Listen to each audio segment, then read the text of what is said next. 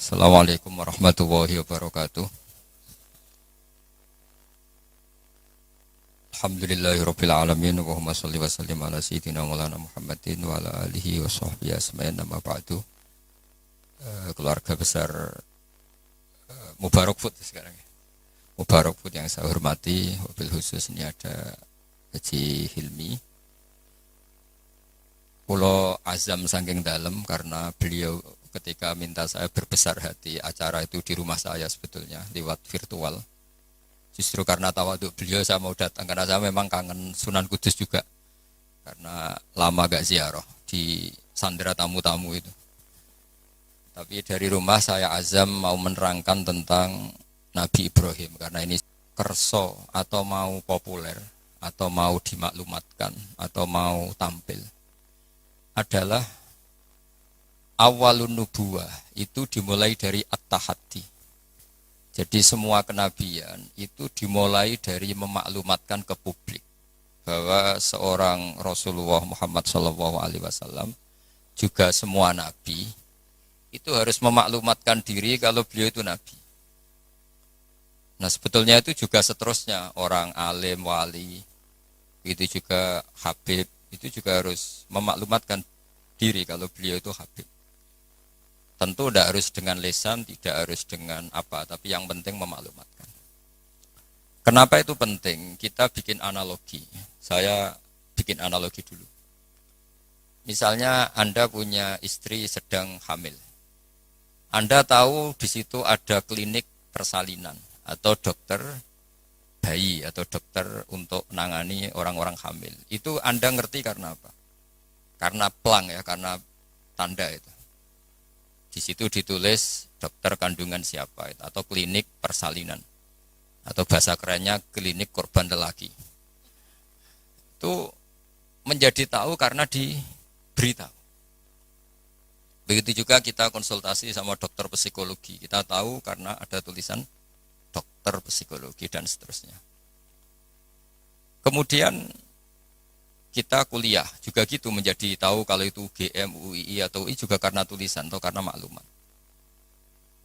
Nah harusnya memberitahu kalau Anda orang alim atau Anda wali atau apa itu boleh dengan makna yang positif bahwa ini maklumat. Nah kaitannya dengan Nabi Ibrahim alaihissalam, beliau itu pernah munajat dan ini awal beliau bergelar Khalilur Rahman, kekasihnya Allah. Beliau itu pernah munajat sama Allah sambil bergumam gremeng lah kira-kira. Tapi gremengnya Nabi ya jadi wiridan itu. Kalau gremengnya sampean jadi laknat itu.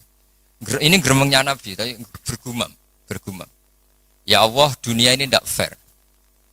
Engkau zat yang begitu penting, paling berpengaruh yang menciptakan langit bumi, kemudian engkau tidak diketahui. Bayangkan misalnya kalau seorang presiden jalan di kampung terus diundang lek kan tersinggungnya Masya Allah. Seorang raja Arab Saudi kenalan sama orang terus orang itu tanya jenengan daleme pundi itu kan tersinggung aku sing di Arab Saudi kok takoki. Begitu juga seterusnya. Ada Gus besar misalnya di pondoknya terus orang tanya jenengan daleme pundi aku sing di pondok ditakok. Sama Haji Hilmi misalnya ditanya saya mau ke Kudus cari jenang Mubarak. Nah jenengan sinten? Bukan ngenyek wong sing duwe jedaran tentang jenengan sinten.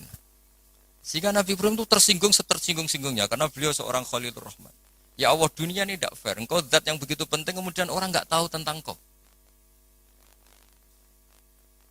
Makanya ya maklum kan zaman itu kan orang masih kafir menyembah batu, menyembah berhala. Orang nggak menyebut Allah, nggak menyebut Tuhan. Akhirnya beliau ngendikan innahu ya Rabbi la yahzununi an la ara ahadan fil ghairi fil ardi ya'buduka ghairi. Memang itu saya hafalkan ya. Innahu la yahzununi. Jadi innahu pakai inna masih pakai lam taukid. Innahu la yahzununi, sungguh sangat menyusahkan saya. Ada yang baca la yuhzinani sama ya, karena dalam qiraah sab'ah ada fala yahzunka qauluhum, ada qiraah fala yuhzinka qauluhum. Sungguh sangat menyusahkan saya, sangat merisaukan saya bahwa engkau zat yang begitu penting, kemudian yang tahu kalau engkau Tuhan itu hanya saya. Yang menyembah juga hanya saya. Ini enggak fair. Zat sepenting engkau kemudian fungsi jenengan, fungsi engkau tidak diketahui kecuali oleh saya. Itu kan ibarat misalnya kayak tadi. Anda yang punya Alphard saja, terus diarani tukang parkir kan ya tersinggung. Wong sing duwe Alphard kok diarani tukang parkir. Nah, karena Nabi Ibrahim itu seorang nabi, ketersinggungannya bukan urusan pribadi, tapi urusan Allah Subhanahu wa taala. Makanya dalam sebuah riwayat, saya ulang lagi dalam sebuah riwayat, ngendikane Allah teng hadits qudsi, kuntu kanzan makhfiyan fa aradtu an u'rafa fa khalaqtul khalqa liya'rifuni. Kata Allah, saya sebelum menciptakan makhluk pun sudah Tuhan. Andaikan Allah tidak menciptakan langit bumi juga sudah Tuhan. Andaikan Allah tidak menciptakan surga dan neraka juga sudah Tuhan. Karena ketuhanan Allah itu hakikat, bukan karena apa-apa. Memang dia Tuhan. Tapi kata Allah, tapi saya ingin dikenal. Kemudian maka saya ciptakan makhluk supaya mengenal saya. Maka masyhur kalau dalam semua ilmu tafsir, dari semua ilmu tasawuf, wa ma khalaqtul jinna wal insa illa liya'budun, saya tidak menciptakan jin dan manusia kecuali mereka beribadah kepada saya. Itu hampir semua mufassir menerangkan illa liya'budun illa liya'rifuni, supaya mereka ngerti saya. Karena awal menyembah itu dari tahu. Kamu tidak bisa menyembah sesuatu yang kamu sendiri tidak tahu. Makanya guru-guru kita zaman kita ngaji di mana saja itu awwalu wajibin alal insani ma'rifatullah, karena untuk bisa nyembah Allah dimulai dari tahu. Maka illa liya'budun illa liya'rifun, supaya mereka kenal saya. Sehingga karena makna ibadah di situ adalah mengenal Allah, mbok wong ibadah ngetuk rino wengi, masih afdal orang alim. Karena orang alim ini orang yang mengenalkan Allah Subhanahu wa ta'ala. Nah, ini terus rentetannya apa dengan kegiatan kita malam ini dan semua kegiatan? Bahwa manusia dengan segala kelebihannya itu tujuannya hanya satu, mengertikan dirinya dan orang lain bahwa Allah itu Tuhan. Dan itu tugas siapa? Tugas para nabi. Sehingga pertama kali Nabi jadi Nabi itu setelah ketemu Malaikat Jibril di Gua Hira. Pertama yang dilakukan apa? Beliau naik ke Gunung Sofa, kemudian memaklumatkan ke keluarganya bahwa saya adalah sekarang seorang Nabi. Karena tidak boleh. Orang harus dikenalkan kalau Allah itu Tuhan. Kalau ada seorang presiden jadi presiden dilantik, beliau harus dimaklumatkan kalau dia presiden. Kalau ada menteri juga harus dimaklumatkan kalau dia menteri, supaya perlakuan orang lain jelas. Bahwa ini saya memperlakukan presiden, saya memperlakukan seorang menteri. Sehingga ini penting saya utarakan, urutan pertama terpenting di dunia adalah memaklumatkan kalau Allah itu sebagai Tuhan. Dan semua Rasul sebagai utusannya Allah.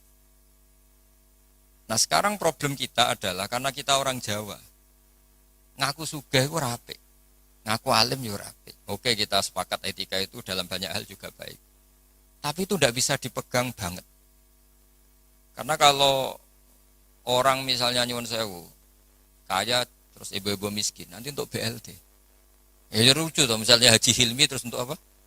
BLT. Ini kan terus lucu. Jadi apa-apa kalau berlebihan itu efeknya naik. Misalnya saya ngaku bodoh, itu oke lah, itu tawaduk bagus. Tapi misalnya aku ngaku bodoh, terus orang mulang tafsir, gak mulang apa, terus tafsir diulang ngomong sing ra jelas. Kayak apa dosanya saya?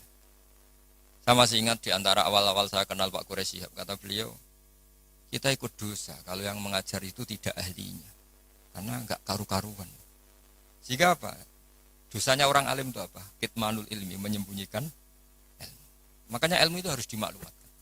Tapi tentu tanpa hadun nafsi, bahwa orang itu enggak perlu ingin populer, enggak perlu. Saya enggak pernah ingin populer. Tapi saya ingin mempopulerkan ulumullah, mempopulerkan ilmu-ilmunya Quran.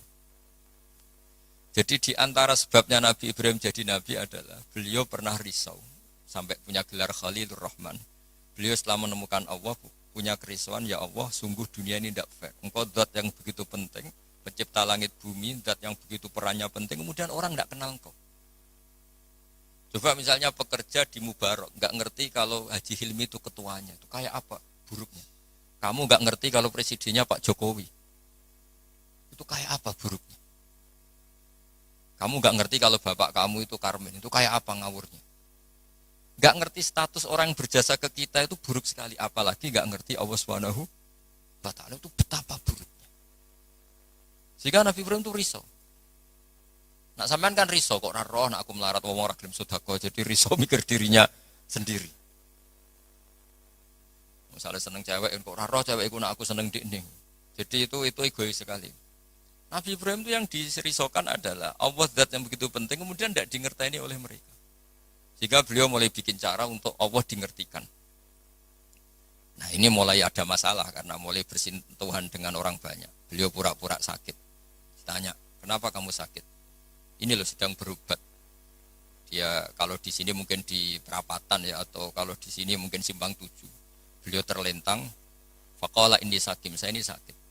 Ya minta dong berobat sama perbintangan karena mereka menuhankan perbintangan. Fanadzara nazratan fin nujum. Dia minta, tapi kok saya tidak sembuh-sembuh. Terus akhirnya dia datang ke tempat pemujaan. Setelah datang ke tempat pemujaan, terus beliau ngasih beberapa makanan. Kok enggak kamu makan? Jadi Nabi itu ya lucu. Wong karuan berhala kok ditawarin makan.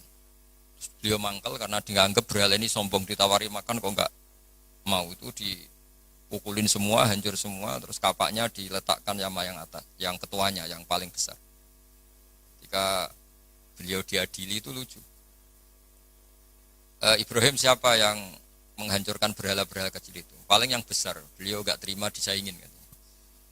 Wah, kalau enggak percaya tanya. Fas'aluhum in kanu yantikun. Kalau enggak percaya tanya. Wah, otak kamu ini mulai masalah Ibrahim. Wong karuan berhala kok ditanya. Wah, kamu itu afala takilun, agak punya akal, kamu enggak bener. Ibrahim menimpali, kamu lebih enggak punya akal. Karuan ngomong aja enggak bisa kok kamu sembah.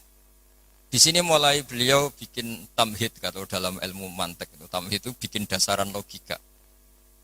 Akhirnya mereka tahu bahwa Ibrahim tujuannya itu buruk, yaitu hanya mencibir kita menyembah berhala.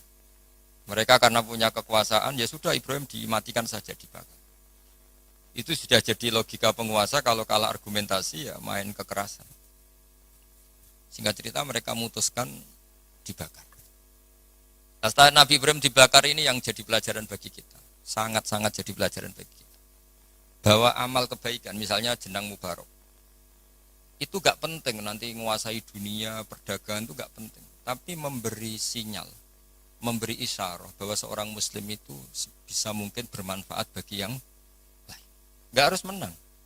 Saya misalnya sebagai kiai, yang penting kiai itu mulai. Gak harus menang, juga ada harus populer. Ini saya ditemani Habib Zain, seorang Habib itu berkahi sama yang lain. Gak harus nomor 1. Kenapa itu perlu saya katakan? Karena begini. Ketika Nabi Ibrahim dibakar, ini dengerin, ketika Nabi Ibrahim dibakar, itu ketika api sudah begitu menggila ya, itu yang mau melemparkan Ibrahim jadi bingung, karena terlalu panas. Dilempar itu nggak sampai tengah, karena yang mau ngelempar sendiri sudah terlalu kepanasan. Singkat cerita, terus ada ide manjanik. Manjanik itu semacam ketepel besar. Itu idenya iblis. Ya ide caranya pakai manjanik dilempar dari jauh, tapi Ibrahim bisa jatuh di tengah apa? Api. Yang menarik di situ apa? Seekor katak itu lalu lalang dari telaga ke situ, hanya bawa air di mulutnya, kemudian disemprotkan.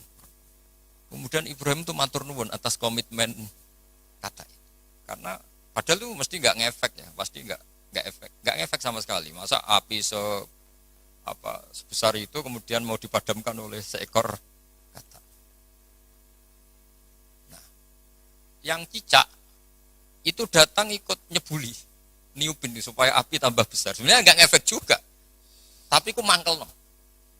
Makanya dalam sejarah beberapa riwayat, Sayyidah Aisyah itu pernah nembaki cecak, ya tentu pakai alat zaman itu.